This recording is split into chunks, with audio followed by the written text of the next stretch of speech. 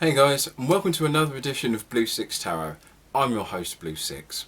Now, I did a top 5 a few weeks ago and it did really well, so I thought, sod it. You know, if I've learnt anything from the entertainment business, if something's successful, you just keep doing it again. That way it will be equally successful. That's how business works. So I thought I'd do a top 5 of my favourite oracle that I can't live without. And now some of these aren't necessarily ones I use regularly, but there are still the ones that I just, you know, if my house is burning down, these would be the 5 I'd grab. So sit back, relax, and roll on the intro.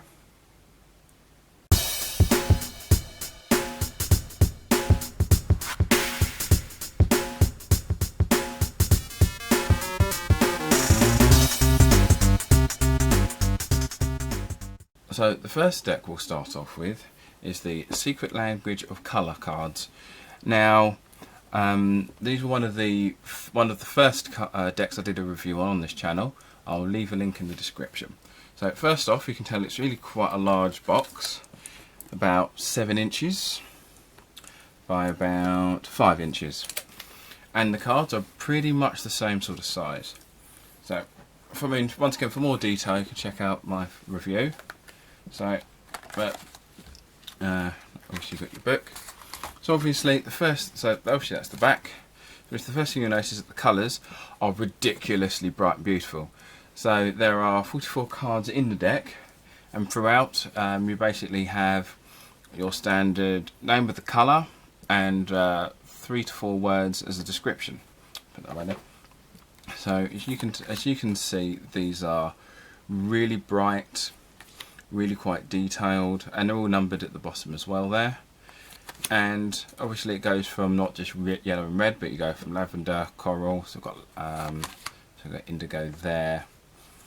And these are once again really nice cards. Now the cardstock itself, they are thin. They don't feel too thin, but at the same time you don't want to be too rough with them either. Their size make it difficult to shuffle if you have like small hands and stuff. So, but they're light enough to feel for it to not be too much of an issue. But as you can tell there's always a nice photo. It's either, very few of them are actually digital. Most of these are looks like a standard image. I'm not sure, for example, if the sapphire here is an artist rendering or close-up, or actually whilst this one is a standard photo of the magenta here. And the deck goes on like that, really. So the next deck is by far the most beautiful oracle I own. However, the only reason it's number 4 is just because I don't necessarily use them too often, which is the Nature's Whisper oracle cards. Nature's Whispers, sorry. Once again, it is a relatively large deck, looking at about 6 inches by about 4. So, I've also got tape measure just because oracle cards do tend to be a little bit bigger. So, but the thing about these are actually quite inexpensive. These cost me £10 on Amazon, so about $15. Well, I don't know actually. That £10 on Amazon is probably like 3 US cents, but that's politics for you. So, back of the cards all nice butterflies, and but I've always recommend, if you do love beautiful imagery, you have to get these, because these are the sort of images that you can spend hours just looking into great detail. So I'll just go into detail with this one here. So it's very close up because it's got all this beautiful artwork here and a lot of detail here on the face, and a lot of stuff going on here as well. And that's just one of the more, there you go, that's just one of the more standard. So you've got these really just amazing images, just outstanding, captivating. And so some of these you have a lot of detail going on in the picture, and oh, that's stuck together. There you go. So you can have like this great detail in all of this. Obviously that's the one on the box cover.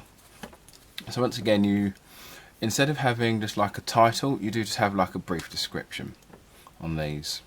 Now, I don't think this camera can do any of this justice, but there is a particular card. I should have thought this bit ahead, but there is a particular card. Here we go, like this one. So you've got your main picture here and all the great detail just in the hair. And then you've got all of the animals here as part of her coat. Then you've got a mountain range. And then you've got a mountain detail here and forest, snow-covered trees, and there's all these people here, houses, and this. Let's let that focus again. And this is the sort of deck where, as I said earlier, as I said in my Bowie forecast last week, is that this is a sort of deck where you can just look in these pictures and just, there is so much fine detail in each card. I don't know if I'm going to do a review on these anytime soon, just because there is so much to talk about. I'm not sure if it will be, the length would just drag. It'd just be like the one, I think it'd be the longest review. But these cards are just amazing in their detail. And I said at the bottom you just have like a caption, and you can just get lost in these cards. You can just get completely lost. And these are definitely worth buying. I wouldn't say these are for beginners, but if you love fine art and just want to get lost in a deck, this is a deck to own. So next we have this really cool deck. Came across this in one of my tarot classes a few years ago. The Sacred Traveller. Now, it's when I first saw the box, it sounded like an entire deck of the Fool card, but I was fooled myself, as it were. So quickly take a measure. That's about 5.5 inches by 4. So basically, all of these Oracle decks will be the same size as the box themselves. So in here. These aren't necessarily stuff for a journey, but these are messages. Well, these are messages for life's journey. And so you've got the nice symbol here on the back. Looks very nice, dark purple. Purple is one of my favourite. Purple is in my top 3 colours. Blue's obviously my favourite. So on here we have, so you've got your title at the top and then your description below. And the thing about it is the card stock is quite thick. So once again, these aren't easy to shuffle, but the cards themselves are quite easy to use and get to know. So if you're starting off and you think you want to start with an Oracle deck, this is a good way to start. And the artwork is kind of like a storybook style, kind of like stuff you'd used to storybooks you used to have in the 90s, or at least the ones I remember. And they're not all on the they're kind of around the same sort of time period. So you've got people in like medieval garb rather than just jeans and t-shirts. So it still sticks out, but it also has like some of the mystical feel to it, like in this card here. And obviously with most of these decks, they're all in alphabetical order from the top, from the caption at the top. But these do have like a nice, wonderful, wondrous sort of journey look to them. And these are one of the decks this is a deck I do like to use in my readings. When I do a large reading and I use oracle cards with them, this is one of my go-to oracles for when I do these. And the cards are just soft. The colours are the nice colours. They're nice and bright, and there's a lot of depth to them. And this is just such a nice, easy-going deck. This is something you could kind of want to do a quick reading in the park or something. This would be I can imagine myself just with a blanket with someone else and just doing readings. This is like a nice little picnic deck, as it were. And once again, if you do like the imagery, go for these. These are so easy, so soft and accessible. I can imagine almost anyone getting on with these. So my next one along is something some of you may have come across these a few times before. Is the Goddess Guidance. And once again, we are still looking at about 5.5 to 4 inches. Once again, I just think that's important just to kind of see what sort of size you're going to get. So, get the box out of the way. So you've got your book, and obviously you've got your nice, oh, whoops there, just gone out of focus there for a minute. So you've got your nice golden edges, which is always nice. Stuff like that always just adds a nice sense of class to them. It's not even like nice and mystical, but it's just like comforting. I don't know why, but it just feels cool. So this deck is basically different goddesses of different mythologies and faiths. There is another deck which is the Divine Feminine, and so not just that deck doesn't necessarily just cover goddesses of cultures, but also I think I believe Mary Magdalene is in there, and Mary of Nazareth. So so there are lots of other female themed decks, but this one I really like because once again it's quite soft in the artwork. There's no harshness to it, and so what you have at the top is the name of the goddess themselves, what they represent, and a description at the bottom. And so these ones you can kind of go a bit in depth with. Oh, there you go, I've got Mary Magdalene here as well. There's a few crossovers with these and the Divine Feminine. But so you've got goddesses of all different cultures, and I like the fact that each framework is a different colour, not necessarily depending on the elemental messages of the goddess, but I've not come across a connection between the goddess and the colour associated, but these are all just very nice cards, really just beautiful, and as I said, once again, very easy to approach. If you're a reader who prefers the more feminine energies to stuff with readings, this is definitely a deck worth having. I wouldn't necessarily say they're for beginners, but in the same regards as you've got descriptions at the top and bottom, they are easy to work with. Maybe make this your second or third Oracle deck, but obviously you've also got different artists and different artwork for each card as well. And obviously all the book goes into great detail about the history of each goddess and the deeper meaning in the book. And so obviously I've got my favourites, such as Isis, because all the Egyptian look to it. And it's just the card stock is quite is not too thick, is kind of like a good thickness, not too thick, not too thin. Once again, size aside, they're quite easy to shuffle. So if you can physically handle a deck of this sort of size, they are very easy to shuffle, very easy to spread as well. And now we're going to go to my favourite. Right, so the last Oracle deck is a very strange one to me. And the reason it's strange is because it kind of encompasses the best way of when you work with cards and about feelings, connections and energies. Because at the moment, at time of recording, I have 119 decks of tarot. And sometimes you see a deck online and think, what a great looking deck, you get it. And then you don't really get it doesn't really quite feel quite how you thought. So you're like, oh, I like the fact I have it, but I don't feel that I can use it. I don't really have I don't feel connected to this. This deck was the complete opposite. A friend actually gifted me these. And I said, yeah, sure, I'll take them. It's really nice of you. I looked at the cards, and even now, I do not like the artwork at all. Do not like it. But the reason why this is at the end of the list, because this is my #1 Oracle deck. Because, despite the fact I do not like the artwork, cannot stand it at all, the energy, the feeling, the connection, the ease, these were meant for me, as it were. This was a deck that I was supposed to have. And this deck in question is the Wings of Love. And this was from Soul and Spirit magazine, an online magazine, a spiritual magazine there. You can check the website out and stuff. Now,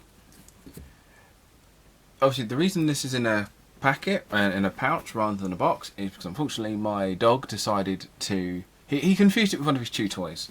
Thankfully the cards were already in a pack at the time, so... But for some reason, despite the fact I do not like the artwork, I just love using these cards. And so we're still talking... Oh, sorry, I forgot tape measure. So we're still looking at just over 5 inches by almost 4 inches. So, but as I said, it's the artwork I can take or leave. The artwork I can just take or leave it. But it's so bizarre because I had such a great connection when I started using these, because it's like, here's this deck. I went, okay, I'm not really fond of the artwork. I mean, I'll take them. I collect and stuff, and I just couldn't stop using them. These, I don't really use them in daily readings, but I do use these. These are a go-to deck if I do a reading and I do a reading where I need an oracle deck. This is always going to be with me, and it's bizarre because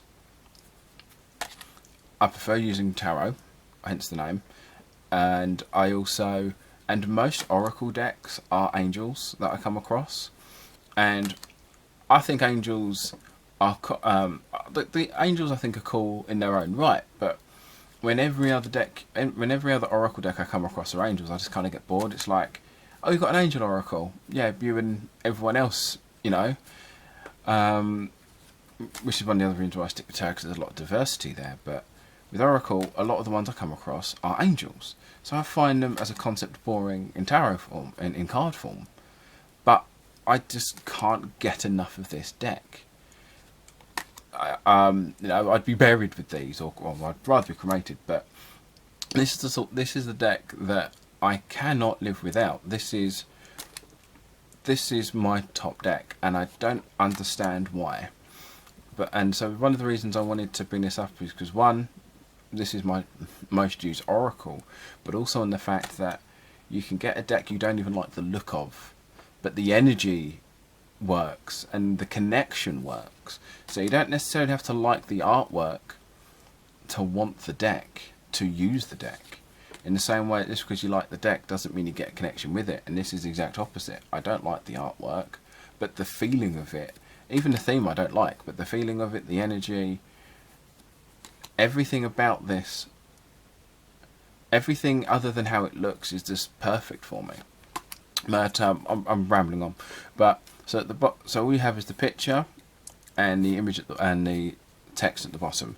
Now the imagery doesn't necessarily connect with the... Oh, there's a thing on there.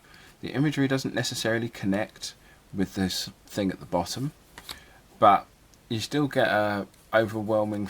There's still that feeling of connection there. It's not... as soon as you read the you can't see it in the picture, but you can see it after you read the caption. So I don't know if it's one of those subliminal things, but I don't know what it is. But this deck is the best, and I cannot stand the look of it. But it just goes to show that appearance is on everything. So I hope you liked the video. So as I said in the intro, one of the reasons I did this is because I do enjoy using oracle. I very rarely use them except for when I do major spreads alongside tarot. So usually, as I said, when I do a reading, I lay out my tarot cards and then I use the oracle alongside with them. So oracle is I find oracle to be a very useful tool when using tarot. I mean, you can use a separate tarot deck, but sometimes oracle just add another twist to it, just because it's a different feel and vibe to it. So next week I'll be putting up a new video talking about how I do my tarot spreads, if I'm doing a small one, and let me know what you think in the description, and I'll see you again soon. Hey guys, thanks again for watching. If you liked the video, please give us a thumbs up, like, share and subscribe, and hit that bell notification. The intro and outro music was Tetris Linear Groove, available on Overclocked Remix. Give that website a look, great stuff on there. And if you also like some of my other bits, you can check out my videos, and you can also follow me on Twitter, Instagram and Tumblr, Sicx Tarot. I'll see you again soon. Thanks again for watching.